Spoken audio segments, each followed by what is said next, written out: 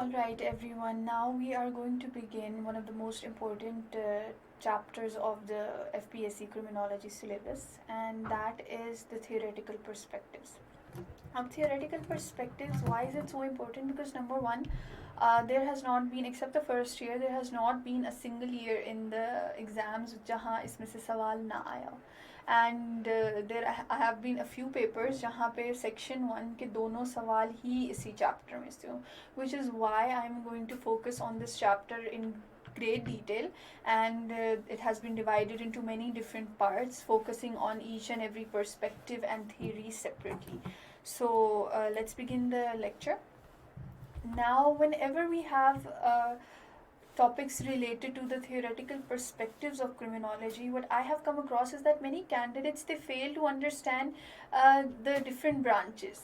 क्योंकि normally क्या होता है, when you open up a book, आपके पास randomly different schools of thoughts लिखे हुए आ जाते हैं, फिर foreign different perspectives लिखे हुए आ जाते हैं, different theories with their names, each and everything.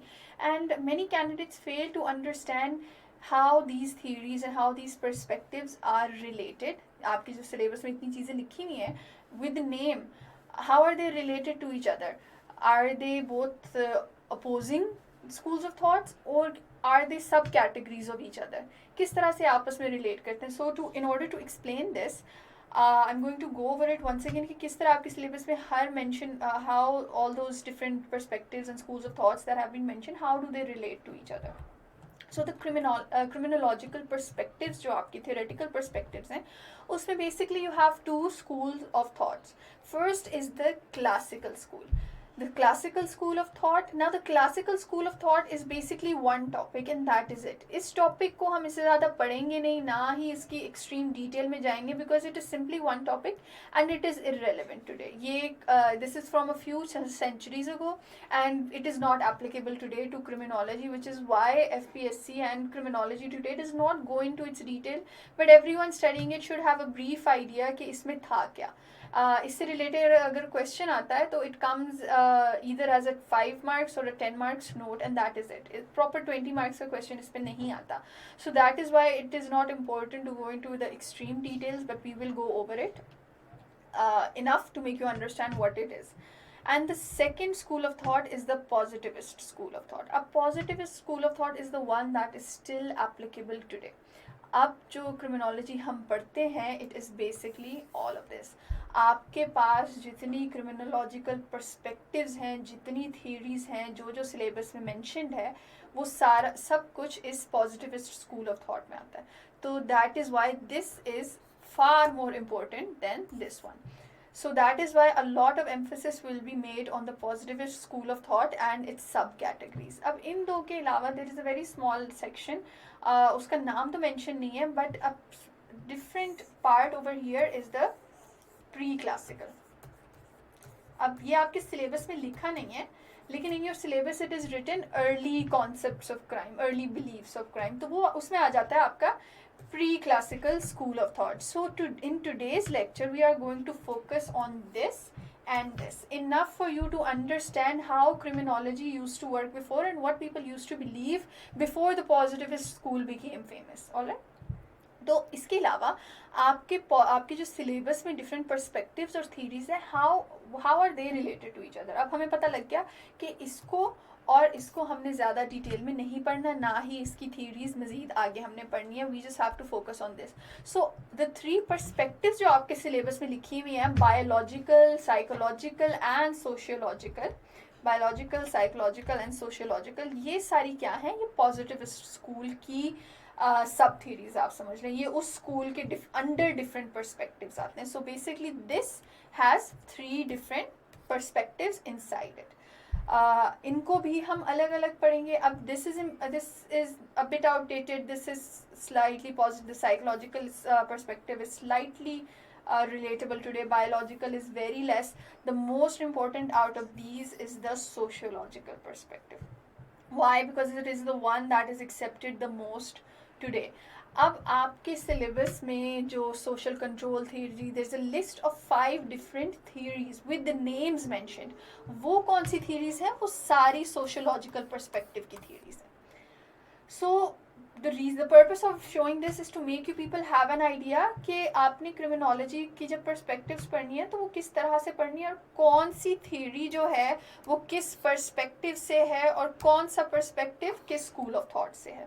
That is the whole purpose of your understanding this whole lecture of understanding theoretical perspectives. So in other words, out of these schools of thought, the positivist is the most relevant. Out of the different perspectives, the sociological is the most relevant. तो हम इसी हिसाब से इनको इन पे importance देंगे and we will study them according to their importance in the exam.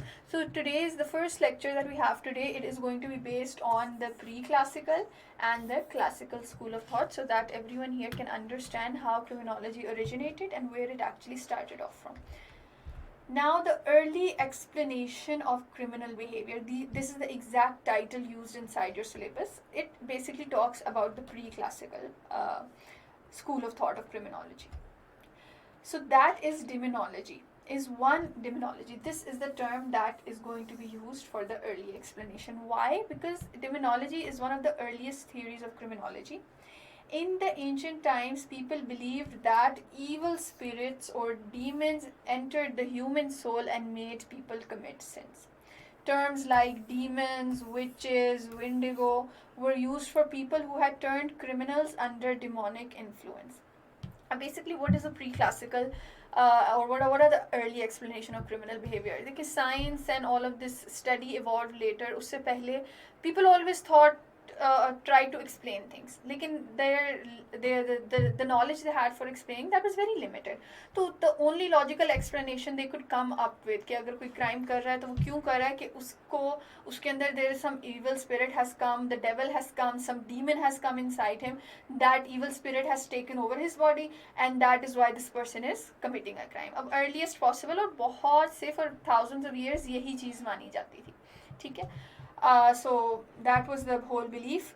Demons, witches, wendigos, ये different evil spirits and different evil creatures हैं जिनको associate किया जाता था criminal activity से. If any of you know कि पुराने दौर में if you found out okay this person is a witch, they would associate people as by calling them witches. And then जब वो कहते थे कि witch है, they would say कि okay this is a witch, this person is going to commit a crime, and they would burn that person alive, hang them on stakes and burn them.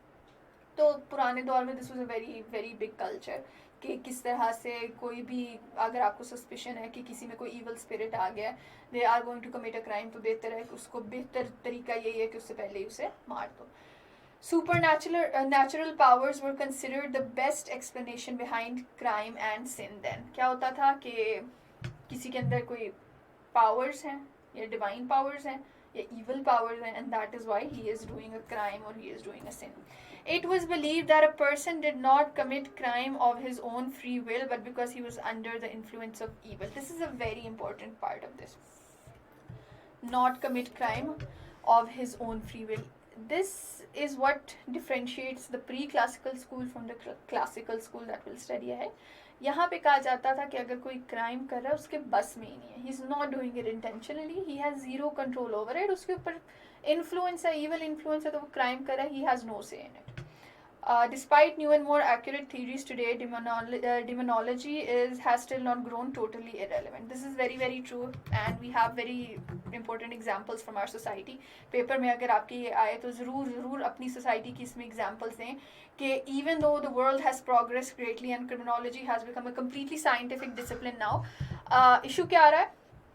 People are actually in Pakistani society and in other societies, people still associate criminal activity with spiritual influence or evil influence, demonic influence. होता क्या है कि हम कह देते हैं कि साया हो गया है या जिन और stuff like that. उस चीज़ के साथ हम criminal activity को associate कर देते हैं. And this, despite all of this advancement, Pakistani society में अभी भी ये issue आ रहा है. So whenever you are asked about this pre-classical school of thought or the early explanation of criminal behavior, remember to quote the Pakistani society and relate this theory to the Pakistani society because it's criminology in Pakistan. That is what we're studying. Now after this, जब ये early explanation this continued for centuries, even over thousands of years, finally there was a revolution in criminology and that came with the classical school of thought. Now, the classical school of thought originated during the Enlightenment era in the 17th and 18th century. सब आपको पता है, a lot of you have probably read कि history में there was this era जहाँ पे people began challenging the traditional thoughts and the traditional way of how everything is working. तो उसमें in this Enlightenment era there was a huge change in criminology as well, and people began to challenge that pre-classical theory, and it was replaced by the classical school of thought. Though this classical school of thought is irrelevant today, लेकिन अगर आप उसको pre-classical उससे compare करें, so you will have an idea कि this was a huge revolution. Notable work done by criminologists was Cesare Beccaria and Jeremy Bentham. Previously, punishment would be too severe and cruel. इससे पहले classical school से पहले क्या होता था कि punishments would be torturous. People would be killed. एक तो they would not consider कि crime है क्या. Crime जो भी है उसको या मारेंगे, और फिर मारेंगे भी किस तरह से, torturous method से मारेंगे कि वो he would die slowly. That was the custom of the past. तो this classical school came and actually challenged that. अब इसमें क्या हुआ था, according to the classical school, it argued that humans did not act according to God's will or under the influence of any other supernatural powers. Previous theory को इसने challenge किया और कहा कि नहीं, इंसान अगर क्राइम कर रहा है तो वो किसी डिवाइन रेवलेशन में नहीं कर रहा, या फिर वो किसी डिमोनिक इन्फ्लुएंस में नहीं कर रहा, वो अपनी मर्जी से क्राइम करता है. It said man is a calculating animal. This is a very important term. Try using these words while attempting your paper. And commits crime out of choice. इंसान क्राइम करता है, अपनी मर्जी से करता है, और वो हर चीज़ पहले सोच के कैलकुलेट करके प्रोज और कॉन्स वे करके क्राइम करता है. Individuals are guided by pain and pleasure principle by which they calculated the risks and rewards in their action. अब इसमें क्या हो रहा है, they are basically saying कि individuals जो हैं they analyze things, वो चीज़ों को स्टडी करते हैं, वो कोई भी काम करने से पहले they calculate its benefits and its loss. वो देखते हैं कि हमें इसमें कॉस्ट क्या कर रहा है और प्रॉफिट क्या कर रहा है, and out of complete choice वो एक क्राइम कमिट करता है. It's completely that human choice. This was the basis of the classical school of thought. Punishment should act as a deterrent for crime. Please use this word deterrent for crime. Why? Because it means कि punishment, पहले तो दौर में punishment was just for the sake of it. बस punish करो, गलत काम किया punish करो. So the classical school said that criminals should be punished, but the punishment should act in a way कि दूसरों के लिए वो एक example बने और बाकी लोग उसको देख के कहें कि ओके ये इसकी रिस्क्स इन्वॉल्व हैं, this is the pain involve.